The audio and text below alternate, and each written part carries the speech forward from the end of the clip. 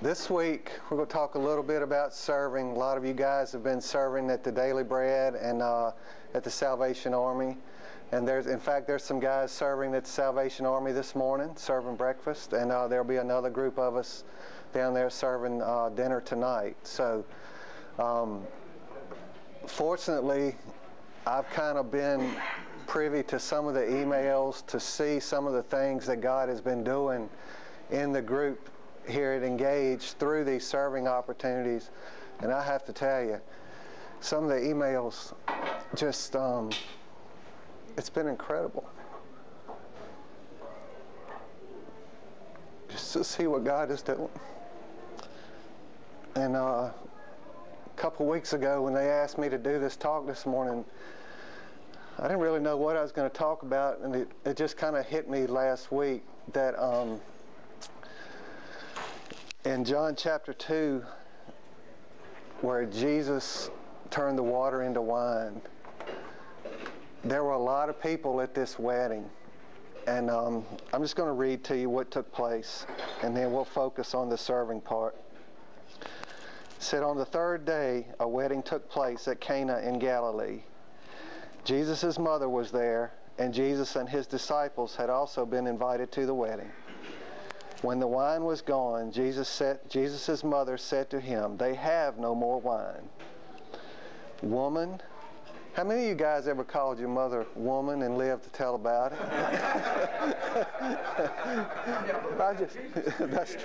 That's true. That thought just hit me when I read that. I thought, wow, okay. "Why do you involve me?" Jesus replied. "My hour has not yet come." His mother said to the servants, "Do whatever he tells you." Nearby stood 6 stone water jars, the kind used by the Jews for ceremonial washing, each holding from 20 to 30 gallons. Jesus said to the servants, "Fill the jars with water." So they filled them to the brim. Then he told them, "Now draw some out and take it to the master of the banquet." They did so, and the master of the banquet tasted the water that had been turned into wine. He did not realize where it had come from. And here's what I wanted you guys to get a grasp of today. Though the servants who had drawn the water knew. He called the bridegroom aside and said, "Everyone brings out the choice wine first, and then the cheaper wine after the guests have had too much to drink. But you have saved the best till now." Guys, what I wanted to focus on this morning was the fact that the people that get to serve, and when I say get to serve, I mean that we don't have to serve, we get to. Jesus allows us the opportunity. He ordains circumstances in our life for opportunities to serve people that are around us. And so we get to do that. But it's the servants. It wasn't, if you look at that passage, the people at the wedding didn't know what was going on. The bridegroom didn't know what was going on. The people that served, they knew what Jesus had done. They got to see the miracle. They were behind the scenes. They got to hear the stories of what happened. Well, that's where we are this week. We have been serving. The stories that have been coming out of this thing from people serving, giving of their time. A lot of guys sacrificed. They took off work to go do this. And the rewards and what God has done in people's lives have been just unbelievable, some of the stories we've heard. So this morning, Hank and Scott are going to come up here and talk about what God did in them through their serving opportunity. I have a hard time standing up as an example, but at any rate, Hank asked me just to say a couple words about it, why I served at Daily Bread this week. And the 3 things I told him were, 1, I've been on the other side of the equation. I've been the one that was homeless. I've been the one that was looking for a meal. And it's nice to be on this side and to be able to give back. That's one of the reasons. The other reason is and Woody, I don't know the exact verses, and I'm going to paraphrase here, but Jesus said, as you do unto these, so you're doing unto me. And so I think about that when I have an opportunity to serve.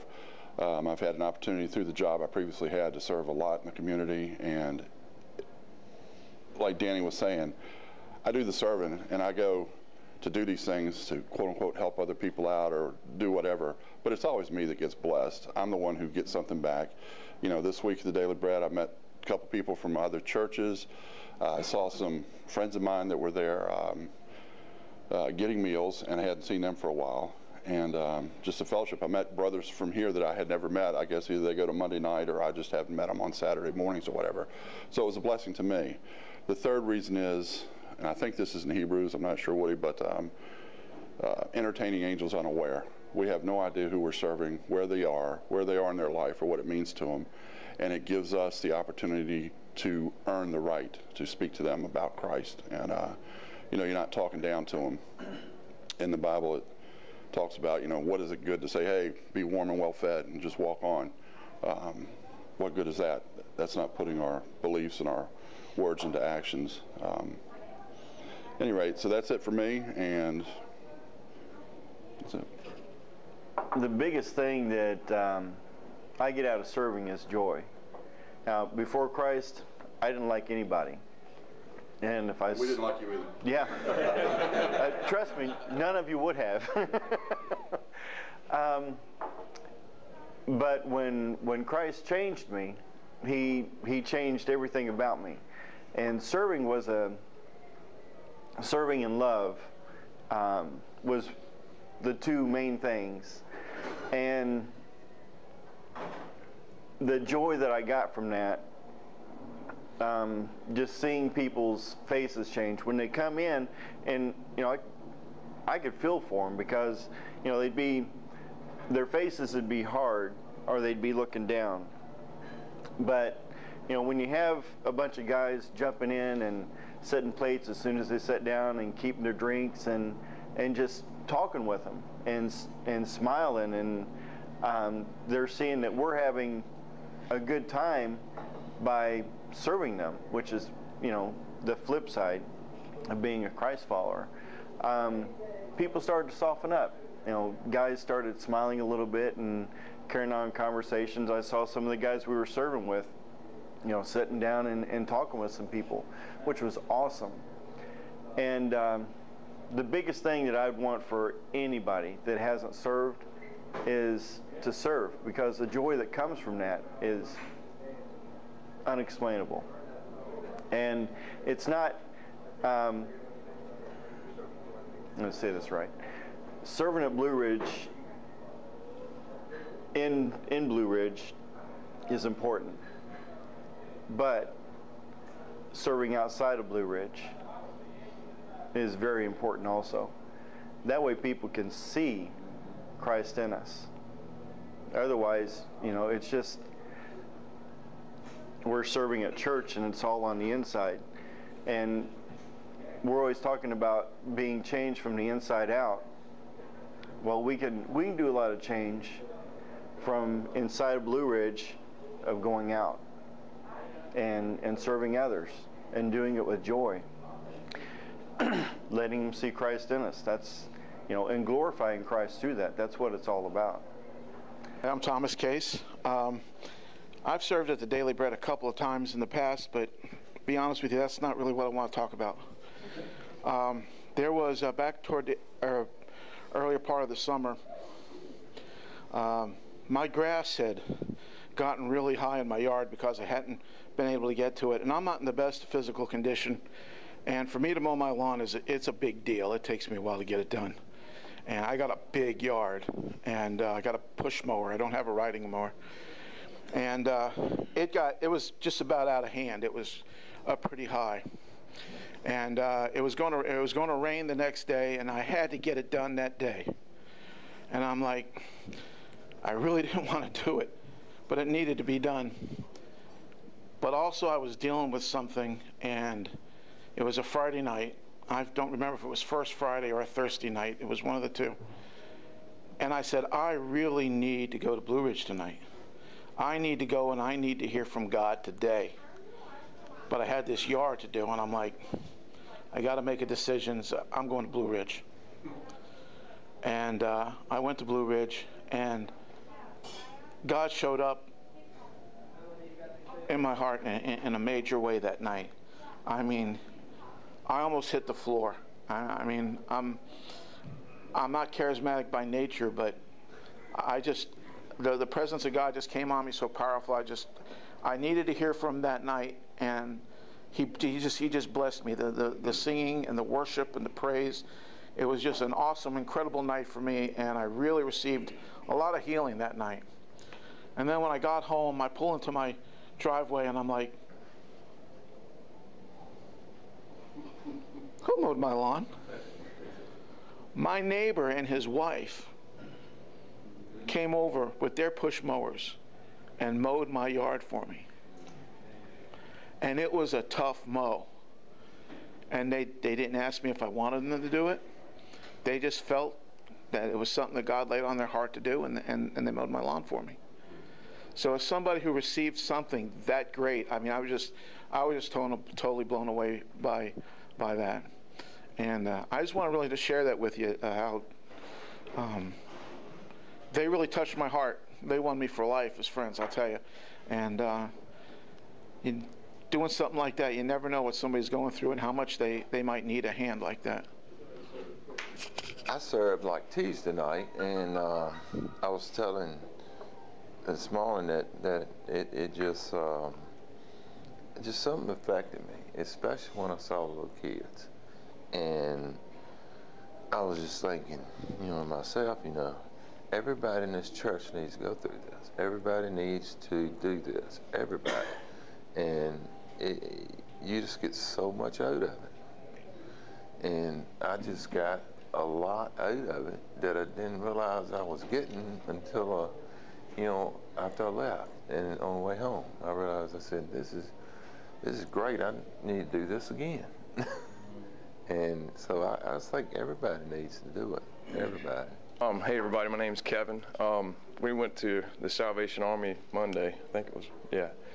And two things that were really, I was impressed, was the sign as you come in. And I can't remember what it said, but the founder, I guess, his vision of until everybody's served or taken care of, until the message is of God's word is received to those in need, that he wouldn't stop. And that was awesome.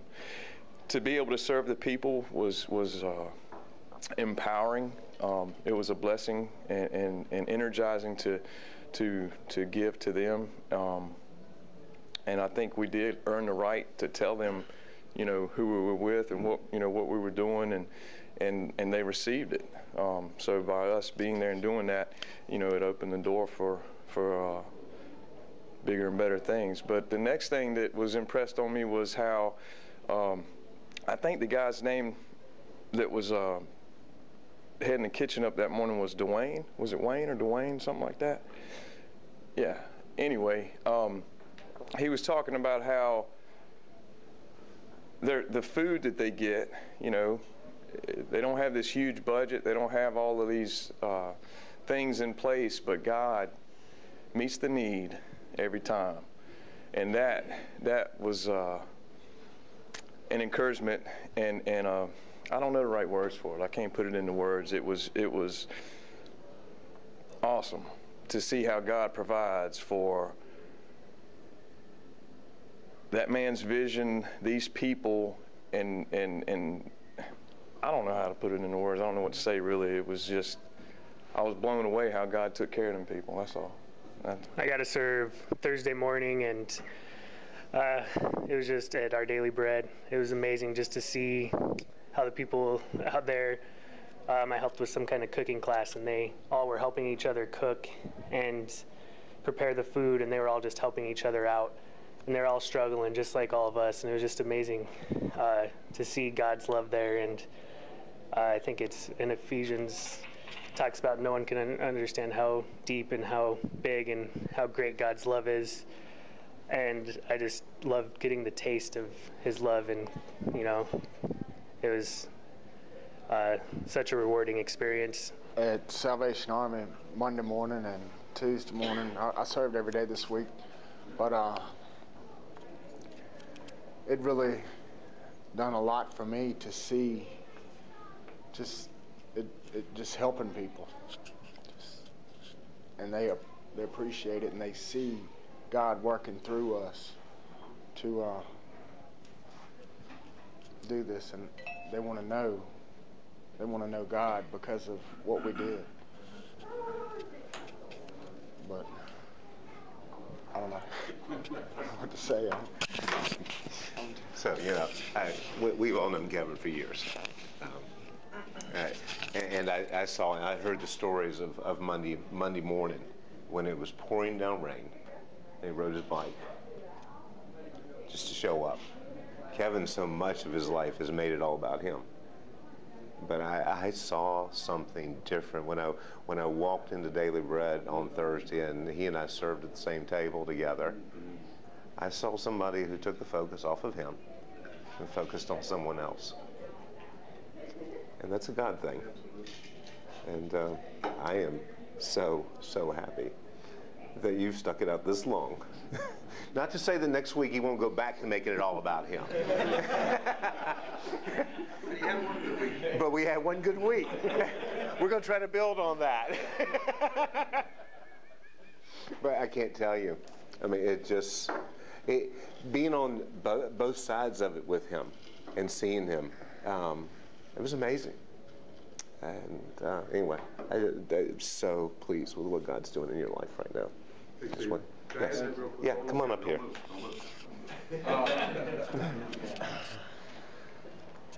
Well, I've been blessed. I've been down at Daily Bread for quite a while, and Kevin came in and served with us on Thursday, and I was amazed. I mean, I've seen a lot of people come, but I mean, putting his heart into it. I mean, sometimes we can go through the motions, we can try to get up to speed, but I was just amazed at just watching him. We were working at the same station there, and it was unbelievable. His heart was so into it. He just was going as fast, and I think I complimented to you a couple of times.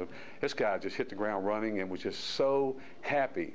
It wasn't something he had to do. It's something he chose to do, and what a blessing. I mean, it blessed me to see him the first time there serving like that. So what a blessing. This guy's good. My name's Harrison. I've been coming here about 4 or 5 months now.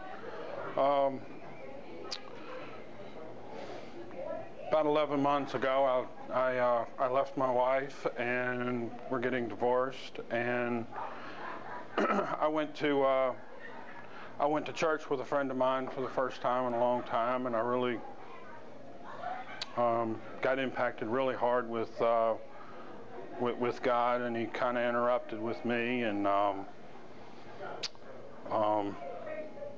then about 5 months ago, I moved up here. I'm originally from Chesterfield County, and I moved up here about 5 months ago, and started going to Blue Ridge and coming here, and I pretty much lost everything in the process. I went through bankruptcy, lost my business, so God I really went down, all the way down to the bottom, and now I'm working my way back up, and when I first started going back to church, I really felt like I wanted to try to help people and make a difference in the world. That's something I had never wanted to do or anything, and so it was really cool that I was able to go with these guys to Salvation Army and help them, and I really felt good about that.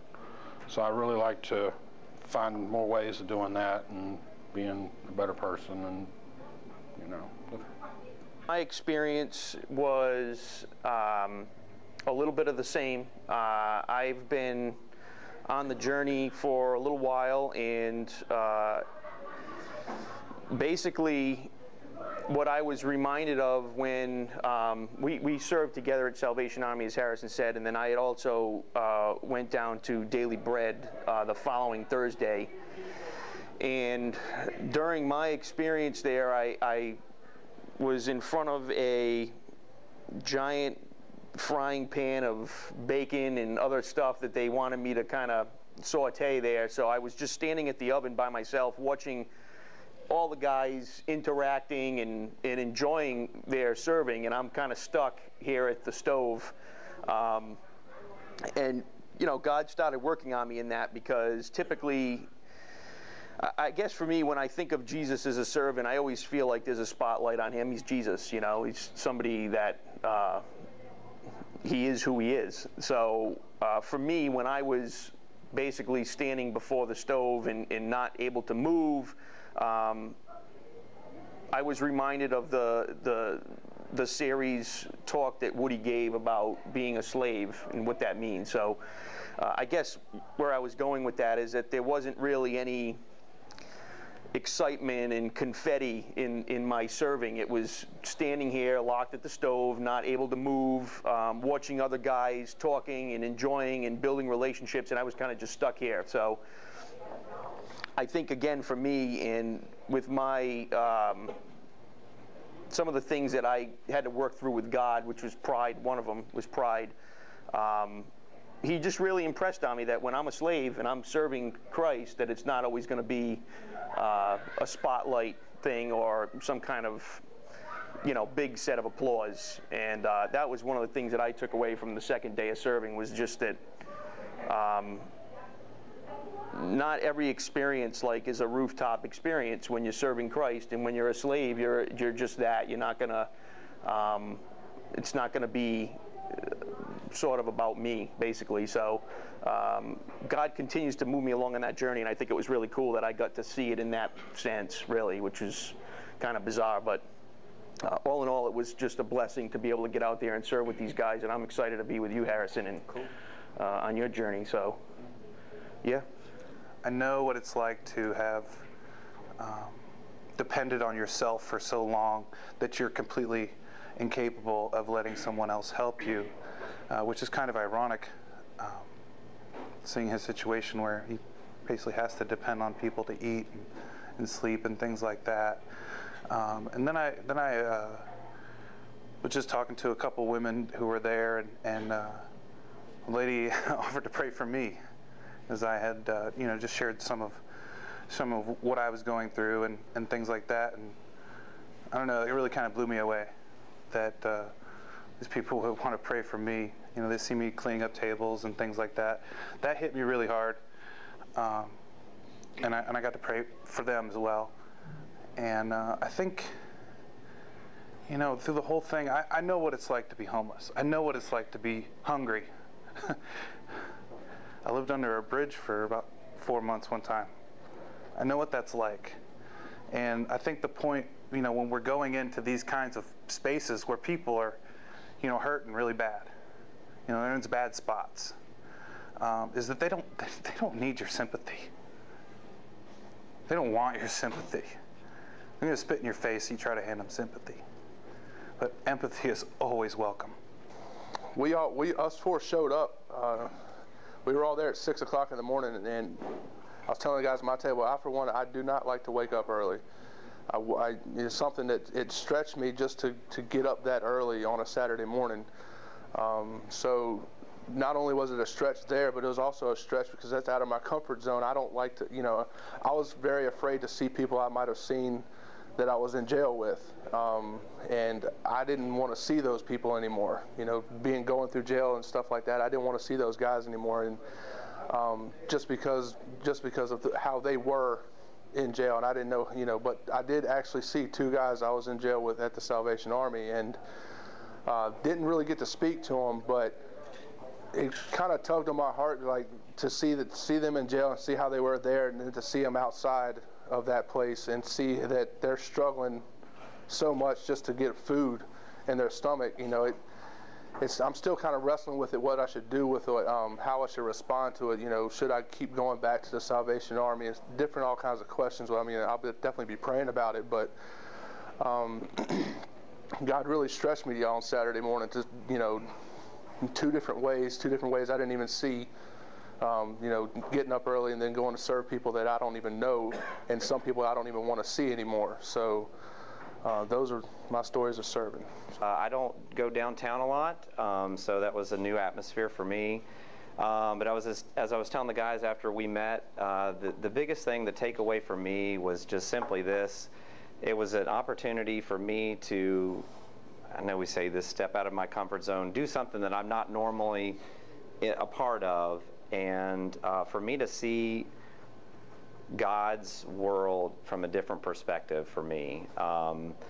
I get videos all the time for my kids, and I've gotten this video called The Planet Earth, and it's a series, and I just sit there, and my kids watch it for 10 minutes when the monkeys are on, but then the monkeys go off, and then they don't get. But the reason I'm saying this is because I watch this, and I'm just so fascinated at this earth that God has created and how huge and diverse it is. And so for me to be able to step out of where I'm at for just a few moments on it was a Monday morning, to be a part of that and see how God's working, and those people that work in that community, those people that work, there was so much joy.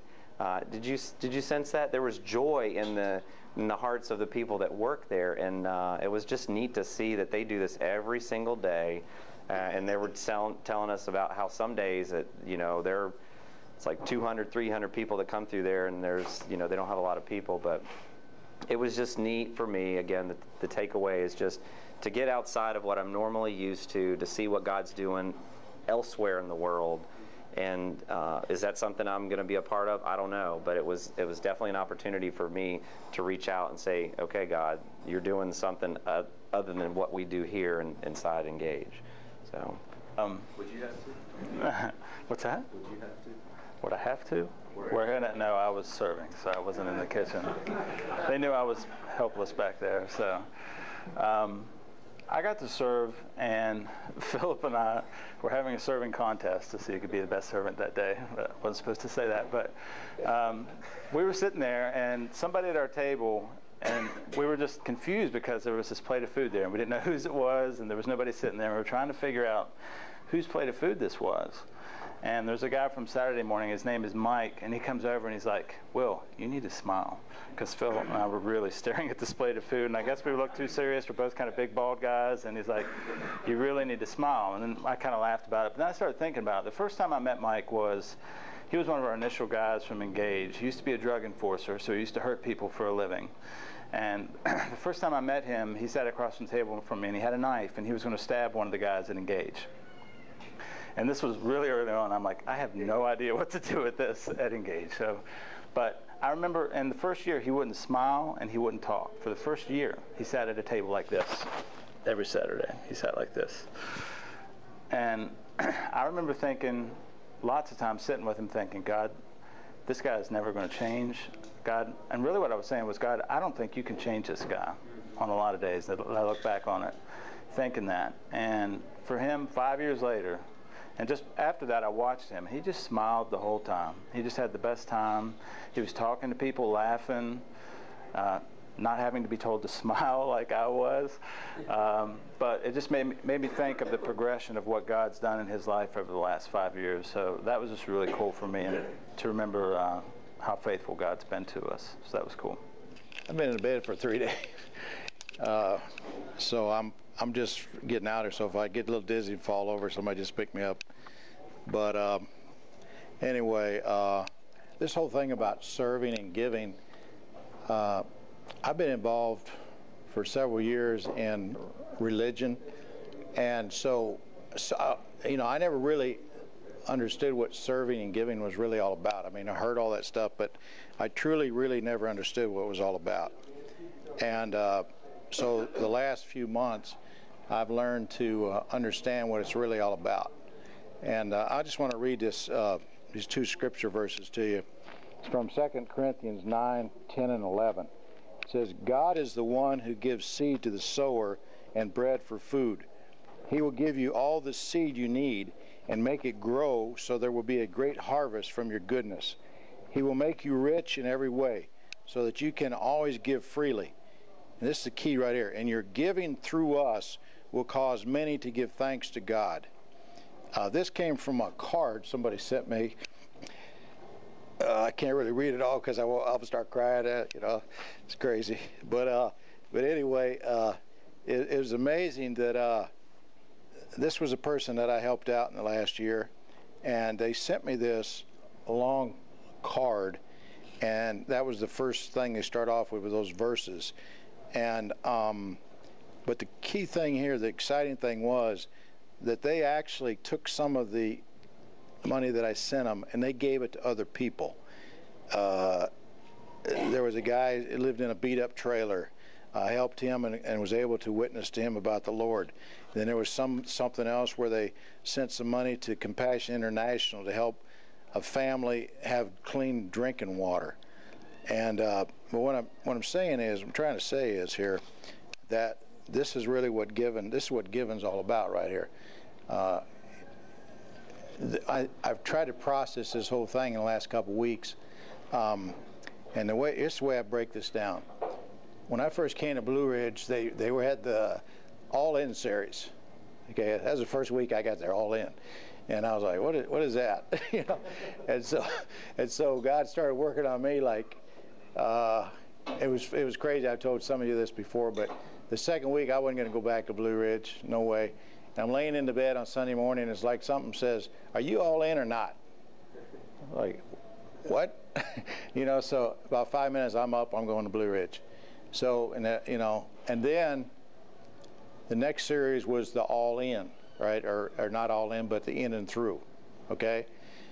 And I'm thinking, I look at these verses, and I'm like, that's what it's all about.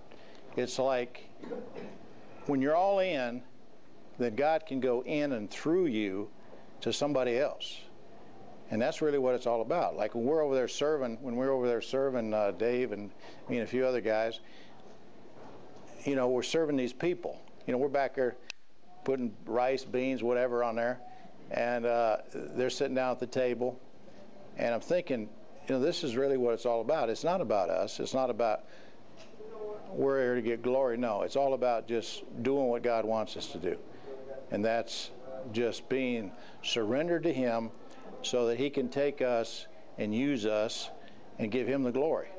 I mean, that's really, seems simple, but that's the bottom line. That's what it's all about. And I was telling one of the guys at the table, guy over there, I was talking to him about it, and I was like, when you get up in the morning, you go to work, you know, are you surrendering your life to God every day? You know, and say, I'm serving you today. I don't know what that means. You know, when I go to the job site or whatever, I don't really know what that means, but I know this, that God has got control of what's going on.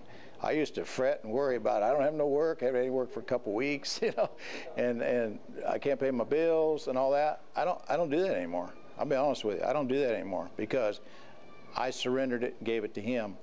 And then by going each day and going and serving Him each day, it's just a whole different lifestyle. It's just a whole different daily walk. It is a lifestyle.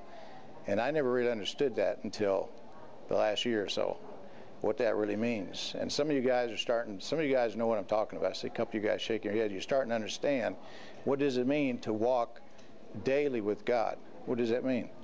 And as we see these, some of you are going to be getting stuff like this, you know, because you're like, hey, you know, it's like, I told somebody this, I said, I just prayed and asked God to give me more work, whatever, so I can have more to give out. I can have more to give away. They look at me like I'm crazy. But that's the way it is. God takes care of my needs, and I in turn give, and you can't outgive God. So if you think you're going to outgive God, you're going to be surprised. But I'm just saying, this serving was awesome last week, and I've already talked to some guys. I'm like, hey, you want to go back? Yeah, I want to go back. You know, so we're going to be going back, and that's what you should be doing, reaching out to some other guys and say, hey, let's go back down to Daily Bread. Let's go to Salvation Army. Let's go down there and serve, because there's no more joy than that. I told some guys, I used to have these trophies up on my mantle at home. I was doing pretty good. I've taken those things down, and I've got trophies up there now of people that I've been able to, God's been able to use me in Nicaragua or whatever, and those are pictures up on my mantle now. And those are the only things that count. You know, this other stuff, it's going to be gone. But the only thing that really counts is what we're doing for the Lord. And whether it's down there putting beans on somebody's plate or whatever it is, you know, we're doing what God wants us to do, and that's the key thing. So I'm excited. I know a lot of you guys are excited. I've heard a lot of conversation. You guys are ready to go back and do that again, and let's do it, you know. That's all I got to say. All right, so I've always considered myself to have a servant's heart. I spent so much of my life being selfish and thinking only about me, majority of my life.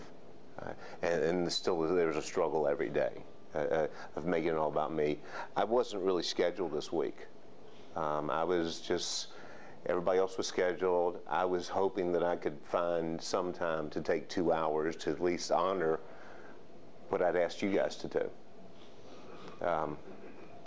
Just so happens that we managed not to, I did all my appointments, I managed to move to a Thursday afternoon, and I showed up at the Daily Bread. But I'll be honest with you, I battled the thing going into that, saying, I really don't want to do this. I really didn't want to do this. I knew it would be a good thing. But I passed by that place weekly for 25 years going down to court. I've passed by the place and seen the people stand outside weekly. I just didn't want to go in. So I had that battle going on. Drove around and finally found a parking spot, and it took me some time to even do that. But walking in there, I've been praying, God, I don't want to do a good thing. Because there are non-believers that do better things for people than we do as followers of Christ. They do it better. They give more money. They are all good things. So I walked in there saying, God, I don't want to just do a good thing. God, will you change my heart? Will you do something different in me? Will you open my eyes to see something that I haven't seen before? And I tell you, walking in there and seeing about 8 of our guys, most of which were from the Madison Heights Engage, and watching them serve and serving with them, and watching the joy of the focus not being on them, and the focus of being on somebody else. I experienced more joy from watching that and being a part of that.